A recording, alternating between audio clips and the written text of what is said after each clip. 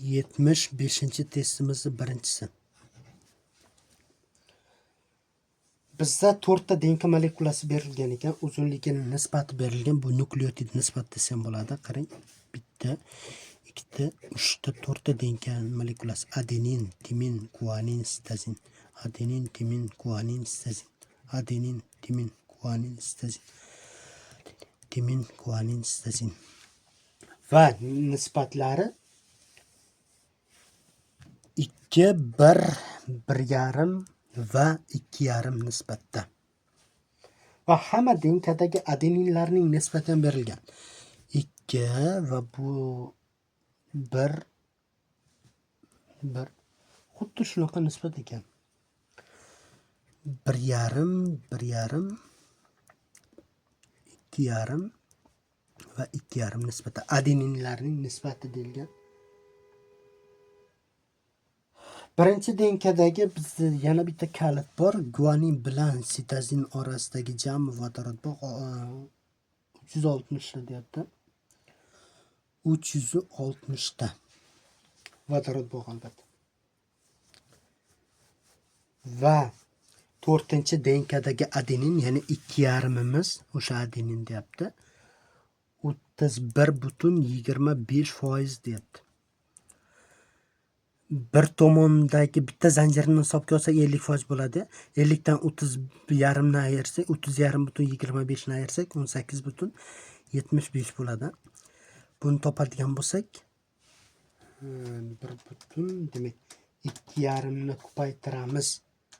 18,75 ga bo'lamiz. 31,25 ga 1,5 chiqadi. 1,5 chiqadi. Bularning nisbati demak 1,5. Endi biz hozir xuddi mana shu DNKdagi nisbatdan foydalanib nukleotid desak ham bo'ladi, uzunlik desak ham bo'ladi. Nisbat bir xil to'g'ri keladi. Xuddi shundan foydalangan holda endi nima qilamiz?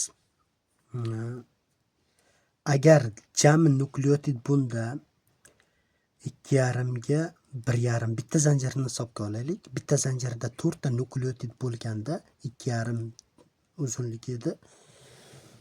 Nisbati mana unga o'tib olaylik. Sababi kalit mana u tomonda. O'sha kalitdan ketmoqchimiz.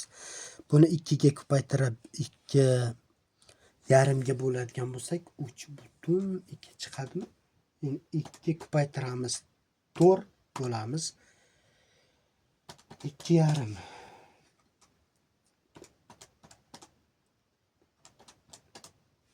3,2 chiqadi. X teng 3,2. Demak 3,2 ni ikkisi bu tomonda bo'lsa, mana guanin 1,2. Ana endi kelib oldik. Bu ham 1,2.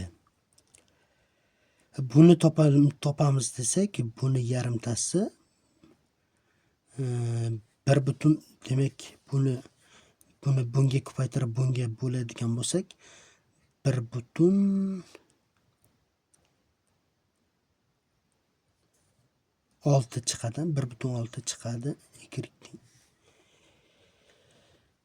Buni ko'paytirib bo'ladigan bo'lsak 4,8 chiqadi. 1,6 ni demak 1 bu tomonda bo'ladigan bo'lsa, bu 0,6 bo'ladi.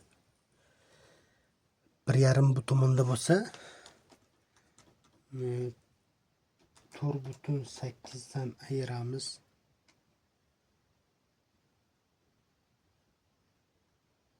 Yo'q, 4,8 emas, uzr. Mana shu 2 demak 4 ni 1,5 ga ko'paytirib bo'lamiz 2,5 ga. 2,4 ekan. 2,4 ni 1,5 bu tomonda bo'lsa, demak bular 0,9 bo'ladi. 0,9 bo'ladi. Ana endi mana bizga kalit. Mana shuni vodorod bog'ini shunday 3 ga bo'lib olsak, nukleotid soni kelib chiqadi 120 ta. Endi qarang, nisbat bilan buni taqqoslab ko'ring. 100 marta kichik. Demak hammasini 100 ga ko'paytirib chiqsak bo'ladi. 100 ga ko'paytirsak 120 bo'ladi. Bu 200 bo'ladi, 200 bo'ladi, 120 bo'ladi. Demak bu 100 bo'ladi. Bu ham 100 bo'ladi. Bu 60 bo'ladi. Bu ham demak 60. 150 bo'ladi. Bu ham 150 bo'ladi. 150 bu 90 bo'ladi, uzr. 90 bo'ladi. Bu ham 90 bo'ladi. 250 bo'ladi. 250 qilaylik buni. Bu 150 bo'ladi. 150, 250. O'z navbatda bu bitta zanjir edi. Ikkala zanjirda 6,4 bo'ladi. 640 ta nukleotid bor bunda. Bunda 320 ta nukleotid bor. Bunda 480 ta nukleotid bor. Bunda o'z navbatda 800 ta nukleotid bor. Men jam nukleotidni ham topib oldik. Endi bizdan so'rayotgan narsasi 4 tala DNKdagi jami guaninlarning yig'indisini toping. 120 ga 60 ni qo'shamiz, 90 ni qo'shamiz va 150 ni qo'shadigan bo'lsak, 420 degan javob chiqadi. Demak, guaninlar jami. A savolga javobimiz 420 ta guanin bor. Va kichkina B savolining javobi 4 tala DNKdagi jami vodorod bog'larining yig'indisini toping. Menimcha qiynalmasdi.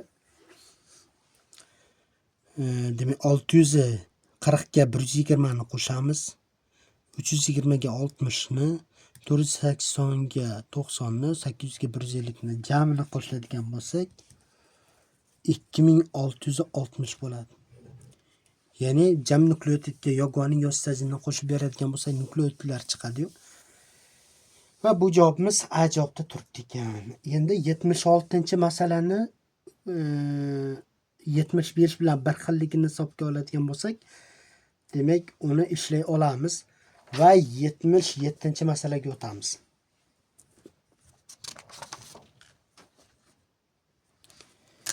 77-masalani birinchisi.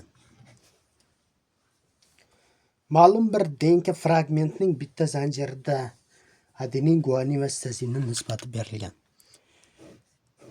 Adenin, guanin, sitazin, timin. Adenin, guanin, sitazin, timin. Nisbati adenin, guanin, sitazin nisbati 1, 2, 1,5 nisbatda deyapti. Demak, bu ham 1, 2, 1,5 nisbatda. Adenin berilmagan, lekin foizi berilgan. Ikkinchi zanjirdagi adenin deyapti, 12,5%. Buni x olsak bo'ladi. Shu x'imiz 12,5% ekan. Tabiiyki, mana uchalasi bu zanjir 50% tashkil etadi, bitta zanjir. 50%ligini bilgan holda 4,5 ta nukleotidimiz, mana 4,5 ta necha foiz bo'ladi? 50% dan 12,5 ni ayiradigan bo'lsak 37,5% bo'ladi. X'imiz ne chiqadi endi?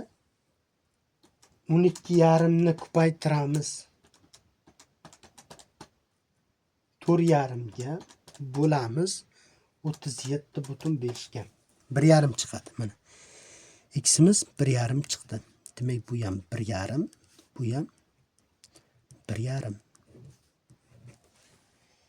Endi bizdan so'rayotgan narsasi DNKdagi fosfodifir bog'lar soni vodorod bog'lar sonidan 422 ga kam deyapti. Hozir bizda jami nukleotidimiz nechta? 12 tami. Demak bu tomon 3, 3, 6, jam nukleotidimiz 12 ta. Jam vodorod bog'imiz 12 ga nechini qo'shamiz? Guanin va sitazinni 3,5 ni qo'shsak 15,5 bo'ladi. Vodorod bog'imiz 15,5 xullas, nukleotidimiz 12 ga. Farqi 3,5 kelib chiqyapti. Biz nukleotid bilan nimani farqini ko'rdik hozir? Vodorod bog'larini farqi. Lekin bizda fosfodifir bog' deyapti-yu. Keling o'sha 420 ni 422 ni 420 qilamiz. Xuddi shu holatga to'g'ri keladi. Chunki 422 deyilganda bu fosfodifir bog' ikkita kam bo'ladi-yu doim vodorod bog' jami nukleotidlardan. O'sha ikkini ayirib tashlab 420 qiling. Mana u qolipga to'g'ri keladimi? 420 bo'lganda x qilsak, Demak, jam nukleotid kelib chiqadi. 420 ni ko'paytiramiz, 12 ga bo'lamiz 3,5 ga. 1440. 1440 da demak, jami DNKmizda nukleotid bor. Birinchi so'rayotgan narsasi shu DNKdan sintezlangan oqsilning og'irligi. 1440 ni 6 ga bo'lsak, sirazi oqsilga o'tamiz, aminokislotasiga. 240 ta aminokislota bo'lamiz 6 ga. 240 ta aminokislota ko'paytiramiz 120 ga. 28800 degan oqsilning massasi kelib chiqadi. Birinchi savolimizning javobi. DNKning uzunligi qiyin emas. 1440 ni 2 ga bo'lib yorib, to'g'rimi? Ko'paytiramiz 0,34 ga. 244,8. Ya'ni 720 chiqadi. Ko'paytiramiz 0,34 ga. 244,8 degan javob chiqadi. Va bu masalamizda A javobda turibdi ekan. Keyingi masalamizni ham ko'rib chiqamiz bir yo'la. 78-masalani birinchisi.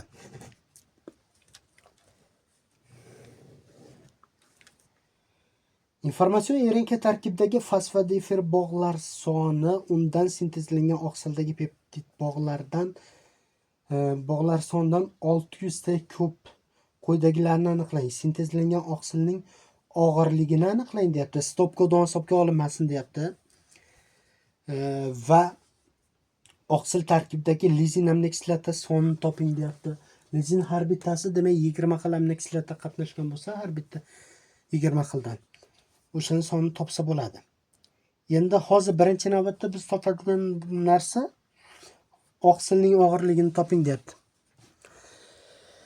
Xo'sh, qarang. Biz RNK bilan aminokislotani nisbati 3 ga 1 nisbat bo'ladimi? Chunki masalan 3 ta nukleotid bitta aminokislotani kodlaydi. 3x olsak, mana shuni RNKdagi nukleotidlar desak, bundan birini ayirsam men RNKdagi fosfodifer bog'lar bo'lib qoladi. To'g'rimi? Endi 3 ni 3 ga bo'lsak 1x bo'ladimi? 1x dan birini ayirsam peptid bog' bo'lib qoladi. Bu fosfodifer bog', bu peptid bog'. Mana shuni ayirmasi deyapti 600 ga teng. 600 ga teng. Mana ular bir xilligi uchun birlar ketsa, bundan buni ayirsak 2x teng 600 ga, ximiz 300 kelib chiqadi. Bo'ldi. Endi bizdan so'ralayotgan narsa oqsilning og'irligi. Ximiz 300 chiqadigan bo'lsa, mana bu aminokislota edi x.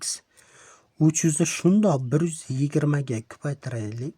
120 ga 36,000 degan javob chiqadi. Birinchi savolimizning javobi chiqdi va xuddi shu aminokislotamiz 300 tayu 20 xilga bo'lib yorsak 15 tadan lizin aminokislotasi bor desak bo'ladi va bu javob B javobda turibdi ekan.